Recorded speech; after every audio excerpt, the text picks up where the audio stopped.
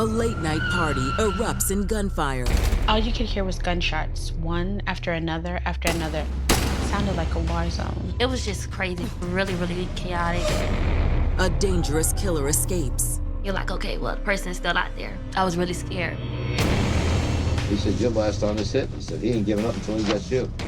But the killer's intended target remains a mystery. People didn't know if this was related to some sort of gang warfare, if this was a hit, if this was something related to the household, and if it was, who was it related to? Or was it a crime of passion so heated, no one could stand in its way? He didn't really want her dead. He just wanted her to feel pain. Had been in homicide for many years at the time.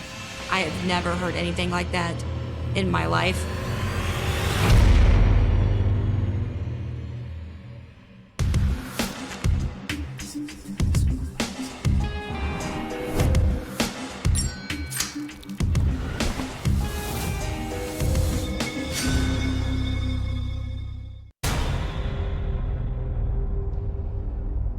August 29, 2009, 4 a.m. A patrol officer in Palm Beach County, Florida is just finishing his shift when a shocking sound pierces the hot summer night. There were deputies in the area and they overheard the gunshots. 70 Alpha. 70 Alpha, I've got a 1081 a couple blocks away. I'm gonna check it out. And at that point they responded to the area. All you could hear was gunshots, one after another after another. It sounded like a war zone. Within minutes, multiple units have arrived on the scene. A house on D Street in the community of Lake Worth. It doesn't take the responding officers long to realize they're entering a bloodbath. 70 Alpha, I have one down, start at 47. They get to the door and they see a body of a woman. She was laying face down in the doorway, and she had been shot in her chest and also in her thigh. But the dead woman in the doorway is only the beginning. I got this, go and get the back. You got it. They can't go in the front door because her body is laying across the doorway, and of course, they don't want to disturb the crime scene. So they leave her there. They go around to the back door, try to get into the back door, but it's padlocked. So one of the first cops to arrive at the scene, he kicks in the door and they go in that way. Thank God you're here. He's this way. He's been shot. Inside, frightened witnesses lead police to another victim, cowering in a bedroom closet. Oh my God. He had been shot in the chest. He was still alive. He kept telling them he couldn't breathe. The man struggles to tell police his name is Ronald Anthony Wright, AKA AMP, but that's about all Mr. Wright is able to say. He's still conscious. He's still alive. And they ask him, who shot you? Who did this? I got help coming for you. As Ronald Amp Wright is transported to Delray Community Hospital, police come across their first potential clue. I've got a gun here. A .380 caliber pistol in the same room. It's still hot. Think that belongs to Mr. Wright? Could be. While the team inside continues to search the house, officers outside begin questioning the many eyewitnesses. In doing so, they quickly identify the deceased female on the front porch, 25-year-old Debbie Sears. Officers then try to piece together what took place at the house on D Street. And speaking to all the people, when the gunshots rang out, there was a first set of gunshots, and then seconds later, there was another set of gunshots. When one of the neighbors ran to the window to see what was going on, they saw an individual running into the house. You're getting varying stories from several eyewitnesses. One neighbor states they saw the suspect flee on foot. Operating on this information, police dispatch canine units throughout the neighborhood. But instead of finding a possible suspect, police discover even more collateral damage. There's a red vehicle parked in front, and it's got a broken windshield where a projectile had went through. And then you saw some other damage on the other side of the car that was consistent with more projectile damage. Not far from the shot-up car, they find yet another victim. She was a young female also. She had run from the scene, and the suspect literally chased her down in her flip-flops. She was running out of her shoes. She was in one of the neighbors' driveways. She had been shot 7 times, and she was also expired. Witnesses tell police the woman in the driveway is 29-year-old Yamika Murphy, the best friend of Debbie Sears, the victim from the front porch. The question now is which of these individuals was the killer's intended target? Ronald Amp Wright, Debbie Sears, or the latest victim, Yamika Murphy?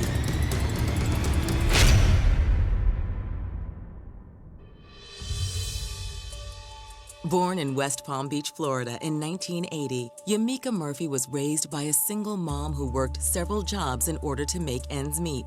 At an early age, it was clear Yamika had inherited her mother's independent spirit. She was an adorable baby. She was smart, and you could tell she was going to have that personality of a strong-willed person, independent, type. As a teenager, Yamika discovered a love of cooking, which earned her the nickname Yummy from friends and family. I was at work and I came home one day. So Yummy decided to cook me dinner and have it ready for me when I got home. She was a very good chef. She loved to cook. Everyone wants her food. Yamika dreamed of becoming a chef, and in 2008, she was accepted to a prestigious culinary institute in nearby Palm Beach. She graduated from culinary art school, and I was very proud of her during graduation. It was a happy time for the family. But cooking wasn't Yamika's only passion. She was a chef, and at the same time, she was an aspiring rap star. Yamika rapped under the rap name of Yummy. She still wanted to pursue a career as a rap artist, even if it was recreationally at the time. Yamika's love of both cooking and music ensured she always had plenty of friends around. She always had a lot of people at her house, always took care of people. If they had nowhere to stay, they would stay there. Among those Yamika took under her wing was a young girl named Debbie Sears. Debbie grew up without, her mom, and grandma passed away and she met Yummy. Yummy then brought her in. She got a job, was doing good, and that's how they became really close, friends. Debbie was really goofy. She, along with everybody else, cracked jokes, and all of us hung out real tight. The outgoing Yamika also had lots of boyfriends, but it wasn't until the summer of 2008 that she became serious with one of them, a friend from the neighborhood, 24-year-old Bruce Strawn. Hey, babe. What's going on? Oh, nothing. Yamika loved that he also came from a similar background as her. Yamika and Bruce ran in the same circles. They're both from poor families. But where Yamika was raised by a kind and loving mother, Bruce wasn't so fortunate. Bruce had a difficult childhood, to say the least. His mom, everyone who was an adult in his family seemed to have been strung out on drugs. Being a caring person and always liking to help people is probably what attracted Yamika to Bruce. She wanted to bring out the best of him. Bruce was just as enamored by Yamika. She was intelligent. She came from the same hood he came from. And she represented not only the love he's always been waiting for, but a person that was just like him, but excelled anyway. She had a job, she had great stability, and so he looked up to that. He felt like this is somebody I can start my life with and be more settled. They fell head over heels in love. Bruce and Yamika were very passionate about each other. Even though Bruce was 4 years younger than Yamika, he was the one who wanted to have the family life. In January of 2009, Bruce and Yamika tied the knot.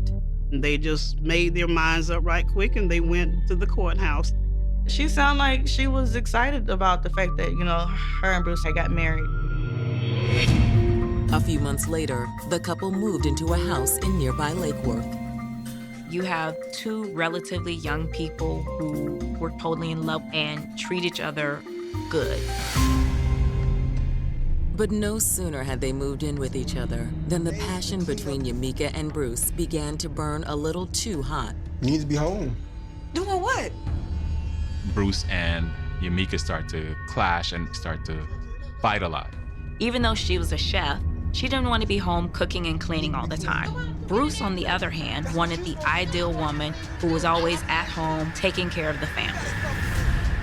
Bruce often shared his frustrations with his best friend, electrician Ronald Amp Wright.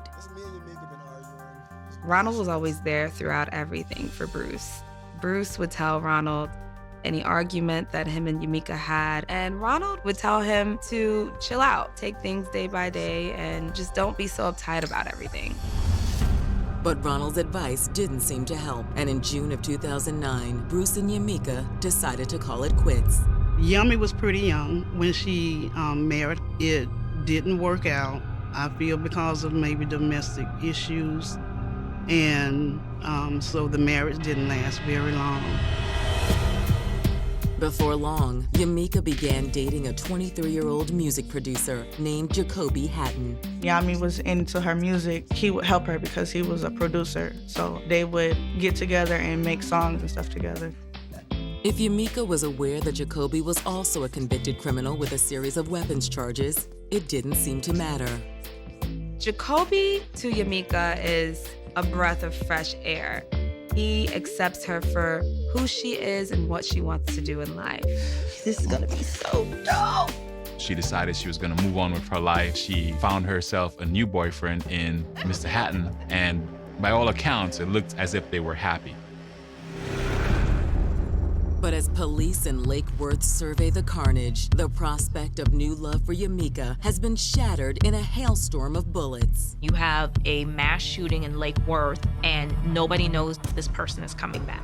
People are terrified at this point. This guy came into a yard, opened fire on a house, and the police cannot find him.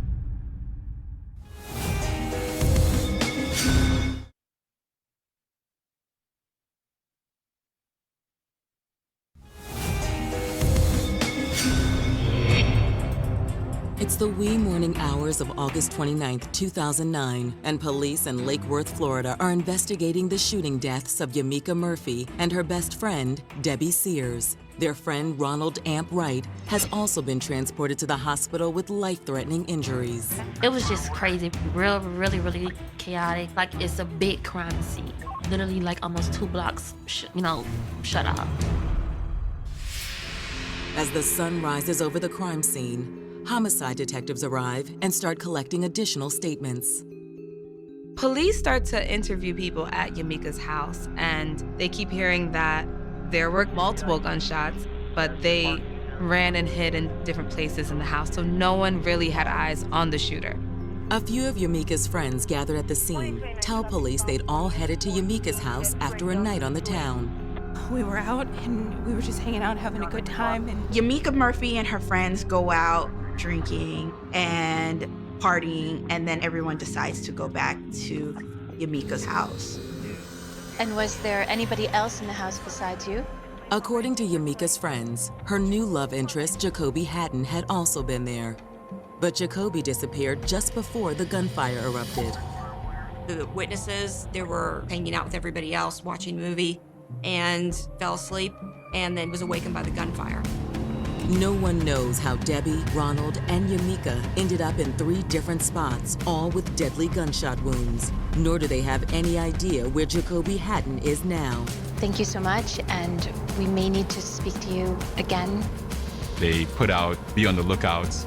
No one knew where he was, so the manhunt was on. As officers span out across Palm Beach County in search of Jacoby, K-9 units continue to scour the immediate vicinity, while CSI officers collect dozens of shell casings from around the scene.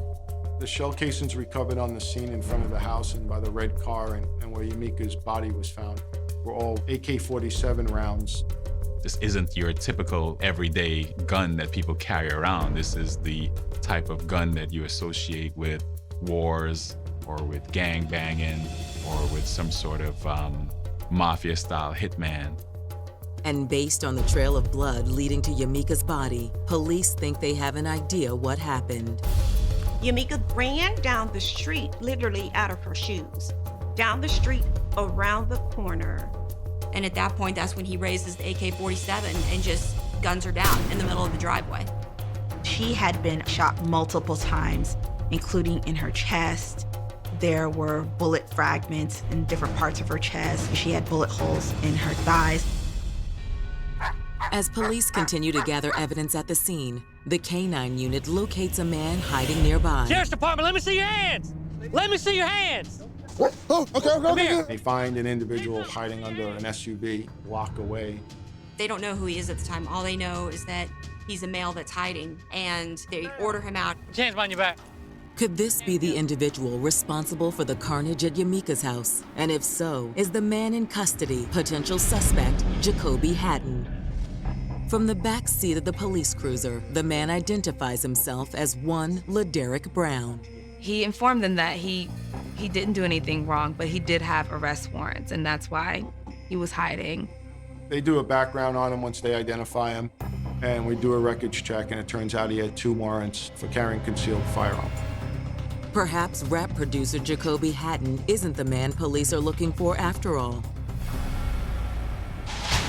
But for now, the question is whether LaDerrick Brown is the shooter, an innocent bystander, or an eyewitness who managed to escape the deadly shootout. As day went on, that's when it started getting crazy. Sheriff's office, get on the ground. Don't move, don't move, don't move.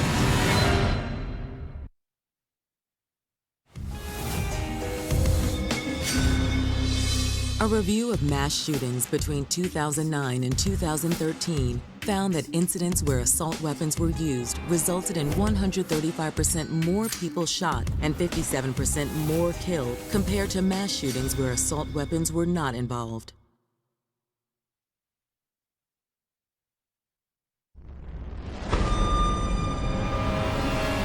It's been 4 hours since a ghastly massacre in Lake Worth, Florida, claimed the lives of Yamika Murphy and her best friend Debbie Sears, and left their friend Ronald Amp Wright clinging to life at Delray Memorial Hospital. Trauma Hawk landed and took him, and when they got him to the hospital, he had no pulse, no heart rate. While doctors were struggling to revive Ronald at the hospital, police dogs located a man hiding under an SUV less than a block away from the shooting. They take him out at gunpoint, drag him out, cuff him, and then try to identify who he is and what he's doing there. At this point, nobody knows who he is. The man tells police his name is LaDerrick Brown and claims he witnessed the shooting. I didn't see the shooting, but I was in the house. Okay, what was the purpose of you being here tonight? Were you visiting or just having a good time? So at the time did you arrive? I said around 12:30. And he basically said he was hanging out in the house. They watched a movie in the living room. And as everybody started to fall out and go to sleep, he just stayed out hanging out. So everybody was just relaxing, chilling, hanging out in the bedrooms? Yes, sir. Where was your Yamika? She had walked out the front door. Before I dozed off and went to sleep, I did see her walk out the front door. He said he fell asleep, and then he was awakened by the gunfire. I was asleep in the front room. I heard pop, pop, pop, pop. LaDerrick tells police that right after that, he saw Ronald Wright run into the house. He came in the house, bloody t-shirt, walked all the way to the back of the house, and then what happened? I climbed through the window, I ran. You weren't worried about getting shot? I was, but I knew I had a warrant, and I knew the police was coming, so I left. Based on their interview with LaDerrick Brown, police now believe Ronald Amp Wright ran inside after being shot, perhaps to hide, or perhaps to grab his gun and return fire. This theory depicts LaDerrick as a witness, not as a perpetrator. Police let Mr. Brown go and turn their attention back to Yamika's missing boyfriend, aspiring hip-hop producer Jacoby Hatton. Police want to know why Jacoby would be hiding if he didn't do anything. Along with the complexities of performing a criminal investigation, the police also had to deal with the multitude of onlookers and bystanders that came to the scene. This is my daughter's car. This is my daughter. Among those arriving on the scene are family members of victim Yamika Murphy, desperate for answers. I remember the yellow tape, and then I remember I just went and sat down alongside of the police car. It was like an out-of-body experience. I was devastated. I was furious, that some individual, had enough hate in his heart to shoot my child 7 times. Police are frantically searching for the man they are beginning to suspect may be that individual, Yamika's new boyfriend, Jacoby Hatton. But it turns out they don't have to search for long. Sir, stand back. This is a crime scene. I'm Jacoby Hatton. I talked to Jacoby, and he was very polite. And at the same time, you could tell he was obviously under a lot of stress because of everything that had happened. You were here at the house tonight with Yamika? Yes, ma'am. Okay. And how long did you know her? I know her for like a year. She came to me because I got a studio, you know what I'm saying? I record stuff. And what happened? Where were you when this whole thing started? Well, she had just came in, right? And she woke me up. Okay, what time was that? I don't really know. He was in the room inside one of the bedrooms in the house and knew that his girlfriend was out of the house. I'm like, what the hell is she going out there this time of night for, you know what I'm saying? Jacoby says at that point he went back to sleep, and the next time he awoke, it was to the sound of gunfire.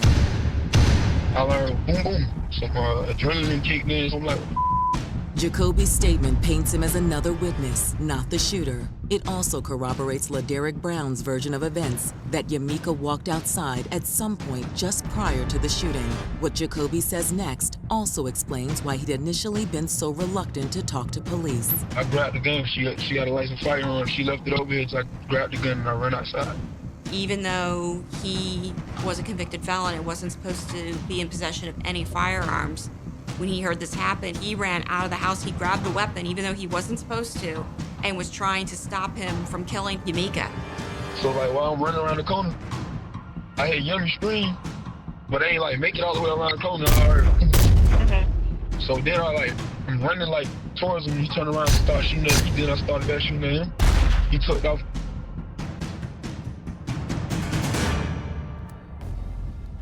At that point, Jacoby claims he ran inside and crossed paths with the wounded Ronald Amp Wright. Amp took the gun from me. Why did he take the gun from you? I don't know. Just snatched it out of my hand. He was like, bro, you don't need this. This explains why the handgun was found in the closet near Ronald Wright. As to the identity of the shooter, Jacoby claims he didn't get a good look at him. It was very dark. What he saw was muzzle flashes. He assumed he was being shot at, and he fled back to the house. Thank you.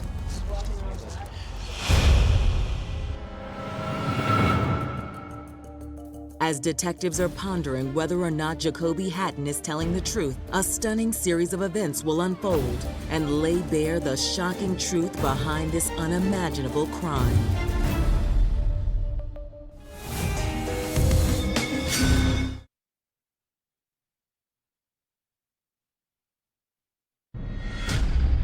August 29, 2009. Police in Palm Beach County, Florida are mere hours into an investigation of a horrific murder that claimed the lives of 29-year-old chef and aspiring rapper Yamika Murphy and her best friend, Debbie Sears. These are young people whose lives were snuffed out. Anything that they dreamed or aspired to be ended right there that night. Police believe a third victim, Ronald Amp Wright, may hold the key to identifying the shooter, if he survives. He kept saying he couldn't breathe. They transport him to the hospital, and the doctors are trying to save his life. He's in pretty bad shape. He's suffering from multiple gunshot wounds. He was a young individual, very strong, but at some point in time, the doctor looks and it's just not gonna happen. We were told on scene that he didn't make it. The death of Ronald Wright is a devastating setback for the investigation. There were no eyewitnesses. No one knew who did it. The entire county was on edge because here's a man who supposedly gunned down 3 lives in cold blood, and he was still on the loose. With no other leads, police reach out to Yamika's estranged husband, Bruce, to see if he can offer any assistance. They were going through an ugly breakup. But when they arrive at his home in Boynton Beach, he's not there. Hello. We need to ask you some questions. Bruce's mother is, though. Do you know the whereabouts of your son, Bruce, the night of the shooting? She offers them a fairly airtight alibi for her son's whereabouts. Yeah, he was here with me. Bruce Strawn's mother stated that at the time this offense was committed, that Bruce Strawn was with her. As to Bruce's whereabouts now, his mother says she doesn't know. Thank you for talking with us, and we'll be in touch. Tactical agents were put in place, and they had surveillance on Bruce trying to find him. But despite the surveillance efforts, there's no sign of Bruce anywhere in Palm Beach County. Then, on the afternoon of August 30th, police receive an unexpected tip from a man named Frederick Castle. Frederick called the sheriff's office and stated that he had information regarding the homicide. He agreed to come back to the sheriff's office. During that interview, he stated that he was with Yamika purchasing some marijuana. She did a few things she shouldn't have done to make ends meet. We're homicide detectives. We don't care about any of this other stuff. All right, so Yamika called you. Yamika called me and said she just scored. Frederick said that she had called him and said she had some marijuana or something that he was looking for to buy some. Around 3:30. Who was with her? There was one guy with dreads. He was sitting up in the seat up front. Okay. The girl in the back, I know her, but I don't know her. She was behind Yummy. Detectives can only assume that Yamika's companions were Ronald Wright and Debbie Sears. Frederick claims that when he arrived at the location where the deal was to go down, Yamika seemed spooked. She heard something. She says, let's go. Yamika heard something in the bushes and felt uncomfortable and told Frederick that she was a little scared. She said, I don't want to be here. Let's go around the corner. Let's go somewhere else. And they drove off and then came back. When did she go back to the house? About 24. Okay. Were you with her? No. Once I get my stuff, I'm out of there. Could Yamika have sensed an ambush coming just moments before the attack? What Frederick tells police next seems to support that theory. That phone call I got tonight, okay, I almost had to change my drawers. I didn't like what I heard. The phone call from who? Somebody in Boynton Beach. According to Frederick, the caller implied that he was a friend of the killer, then proceeded to warn Frederick about the violence headed his way. He said, you're last on this hit. He said, he ain't giving up until he gets you. I said, what the f*** are you talking about? He says, you'll find out soon enough. He says, stay very, very low, quote unquote. Though detectives' efforts to identify the caller prove unsuccessful, they can't help but wonder, is this triple homicide drug-related? And if so, were Yamika and her friends in over their heads with some truly violent criminals? There's a possibility that this could just be a drug war from drug deals that went bad or people trying to claim new territory. We really just don't know. You sitting back and you're like, okay, well, person is still out there. You don't know the motive. What's his next move? Because if you murdered 3 people, like where's your mind? So I was on the edge.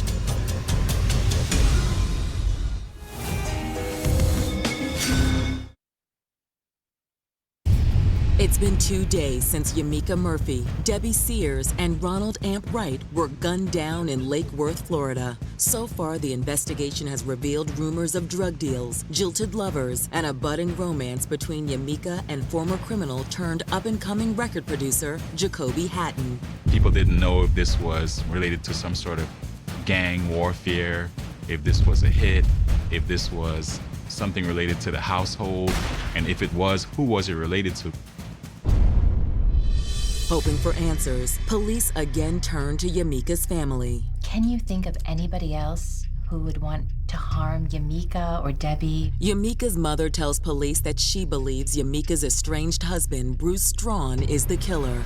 In speaking to the family history of the relationship between Bruce and Yamika, the family was saying it was a violent relationship. He was constantly threatening her. You're not listening to me, though. There was another incident where she called me on the phone and she said, Mom, Bruce is around here threatening me again. And so I said, well, Yummy, do you want me to call the police?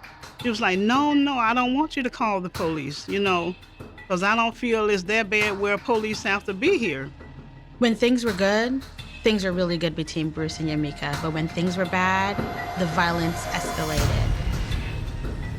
And according to Yamika's family, when tempers flared, the threats from Bruce became more and more serious. It was more than just, I hate you, get out. It was, I'm gonna kill you, I'm gonna kill your mother, I'm gonna find out where you are. You're already on the rest in peace list. Yamika's mother also states that when her daughter began seeing Jacoby Hatton, Bruce's jealousy intensified. He really hated that she had moved on. They weren't even divorced.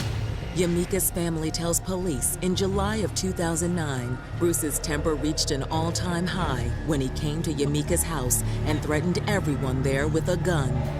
Debbie Sears was inside along with 2 other people. Bruce pulls out a gun, tells him he's gonna kill everyone in the home. Say, get out of my house! Get out! According to Yamika's family, that incident was the breaking point for Yamika. She realized the situation had gotten out of control and filed an incident report with local police. Thank you so much for coming in. Police look into the status of the report and determine that assault charges are now pending against Bruce. With this new information, Bruce is beginning to look like the shooter after all. There's just one problem with that theory. Bruce had no issues with Amp or with Debbie. The only issue was with Yamika. Bruce Strawn and Ronald Wright were good friends. Debbie Sears was the mother of Bruce's brother's child. So essentially, she was like family. And the question is, why would Bruce kill someone who was like family? There's only one person who can answer that question. Police issue a bolo on Bruce Strawn. It was a lot of people looking for Bruce. I mean, you have to think it's 3 families. After days of looking and hunting, numerous tips came into police. But none of them pans out. Then a few days later, police finally get a solid lead. They get an anonymous tip saying that someone who appears to be Bruce is sitting on a porch in Delray Beach. They decide to check it out. With a tactical team in place, police descend on the address and finally spot Bruce Strawn. Dogs, get on the ground, don't move! Bruce Strawn sees the police. He starts to make a mad dash. He jumps over a fence. He hides in a bush. Get on the ground, get on the ground! There's a struggle that ensues, and he's ultimately arrested.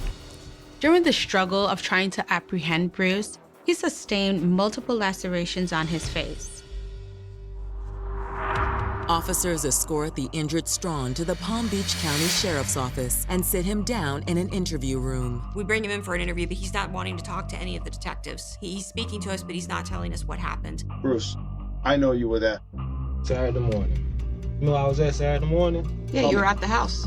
When I interviewed him, he basically let me know that he knew what the game was, and he had an answer for everything. You're not gonna tell us why you did it? I'm gonna tell you why I did what? Why you killed her? Why I killed who? Yamika. You want me to tell you why I did nothing? At that point, detectives inform Bruce that his friend, Ronald Amp Wright, has succumbed to his multiple gunshot wounds. Amp's dead. Did you know he was hanging at the house? No. I don't go over the house. Was he a friend of yours? Yeah, he's my homeboy too. Though investigators are itching to question Bruce further, they must hit pause and allow him to be treated for the injuries he suffered during his failed attempt to flee from police. At this time, police officers have to take him for medical attention at a nearby hospital. In the police cruiser, it really gets weird.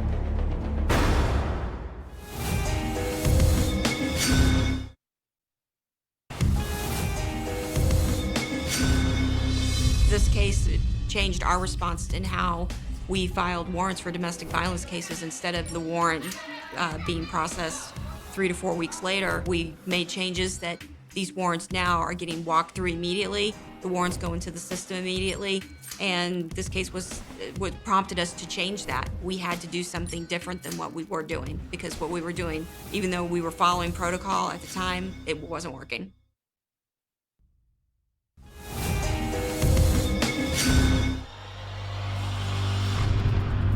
Two days after a mass shooting that claimed 3 lives, including that of 29-year-old aspiring chef Yamika Murphy, police in Palm Beach County, Florida have arrested her estranged husband, Bruce Strawn, on suspicion of murder. I could just remember just looking up at the TV. I think that's when reality hit me. I'm just looking at him like,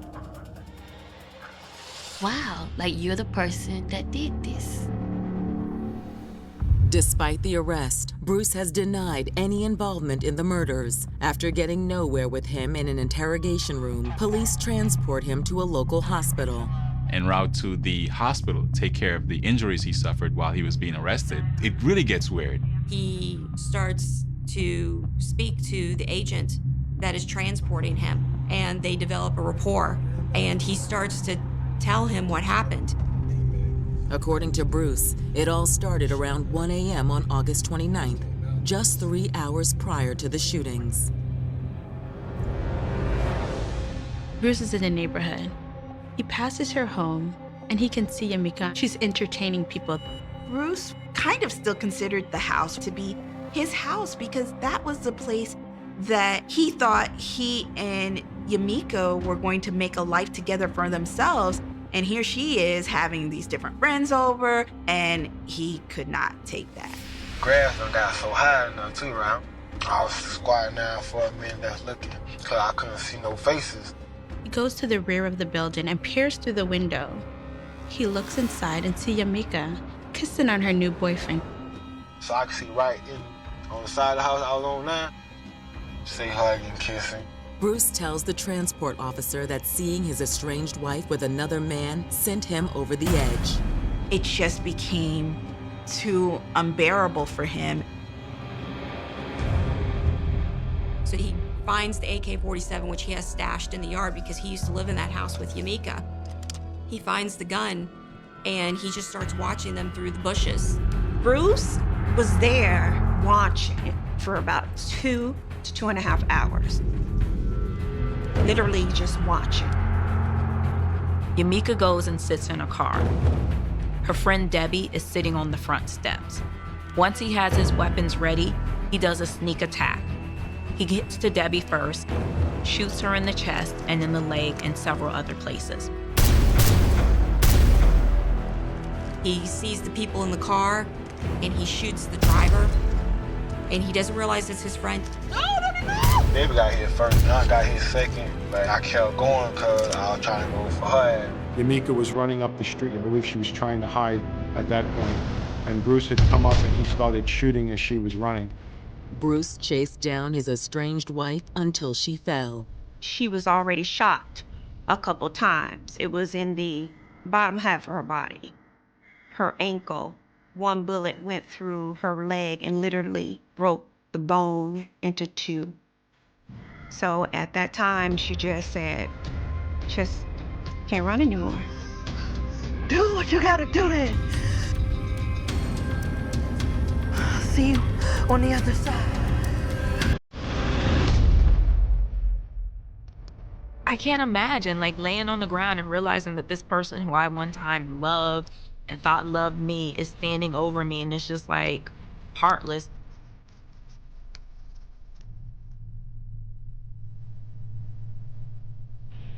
Where did you run to?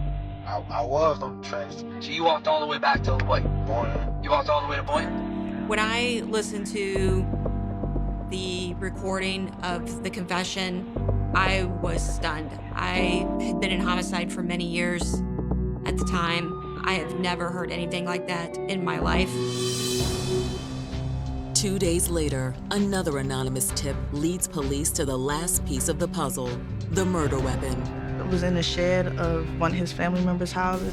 Ballistic tests prove it's a perfect match to the shell casings found at the scene.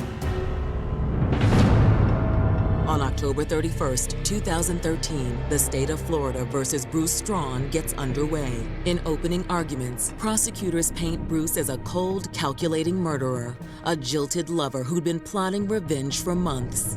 They talked about how he held her up at gunpoint, and so that by the time he actually pulled out the gun and ended her life, that it wasn't a crime of passion, it was just him doing exactly what he said he was gonna do, and that was to kill her and everyone who was with her at the time that he decided to kill her. The defense doesn't deny that Bruce killed Yamika and her 2 friends, but they insist there is no proof the shooting was premeditated. They were trying to convince the jury to convict Bruce of involuntary manslaughter, which is a heat of the passion murder instead of first-degree premeditated murder. The defense was trying to paint Yamika as this party girl that was playing with Bruce's emotions. The jury doesn't buy it. They had numerous statements from various witnesses saying that he said he was going to kill her. There was just too much evidence to go with this crime of passion story. They found him guilty of first-degree murder for all 3 counts, for killing all 3 people. just to hear that word, guilty. And yes, that was the word I wanted to hear. After that part of it, I didn't care whether they gave him life or gave him death. I just wanted to hear that he was guilty. After 4 days of testimony, it only took them a half hour of deliberation to come back and say that they thought Bruce should be sentenced to life in prison. To me, 3 consecutive life sentences is the death penalty. He'll never see the light of day again. You know, he'll be in there until he's dead. And although the scars Bruce left on countless people may be healing, they will never fully go away. This mama can go see him, physically talk. I can't. I take my son flowers. I have to go down and make sure the grave clean. His birthdays, we have to celebrate in our heart, not with him. He left a scar in my heart but never go away. I think